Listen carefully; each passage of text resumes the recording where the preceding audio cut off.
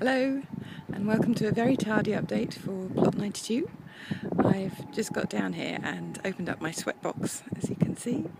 I'm hoping that the glorious weather will just dry it out a bit. I don't have mould in there yet, but I think it's only a matter of time. At the moment it's still stuffed full of tomatoes, which are piled up at home. Honestly, don't know what to do with them all at the moment.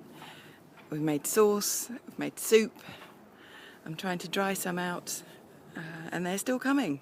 So, help.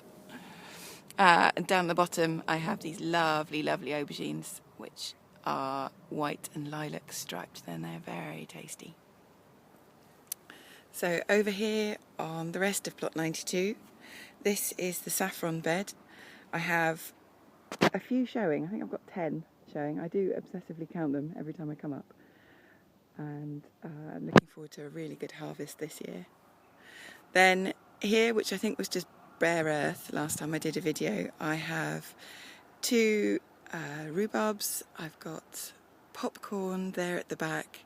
I have a kiwano, which is taking over everything right now, and also a couple of squashes, flat white squashes, and some beetroot.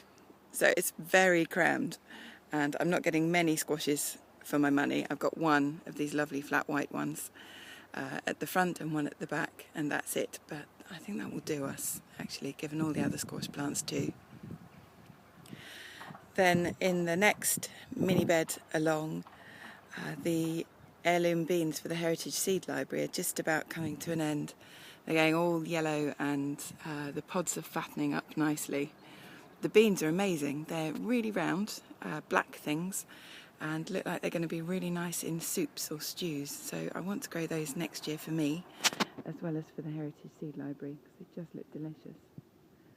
And then, the surprise of the year, we didn't think we would get beans, but oh my crikey, do we have beans.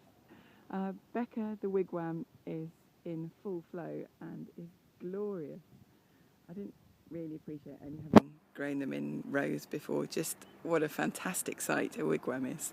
It's really cheery. Obviously my taste might not be what suit yours. Bean wigwam might not just rock your boat, but it does mine. Then down here there's another squash coming along. This is an Italian one, and just hiding under there is a Marina di Chioggia, which you may or may not be able to see. And then while I'm down here and close to where they are, here's one of the saffrons just coming up. There we go, just in shot there. They come up as these funny white shoots and then sprout leaves from the top and then the flower. So hopefully by the end of October, beginning of November, I'll have an entire bed filled with glorious purple crocuses and saffron. Then a bit further along here is my lovely bolted fennel.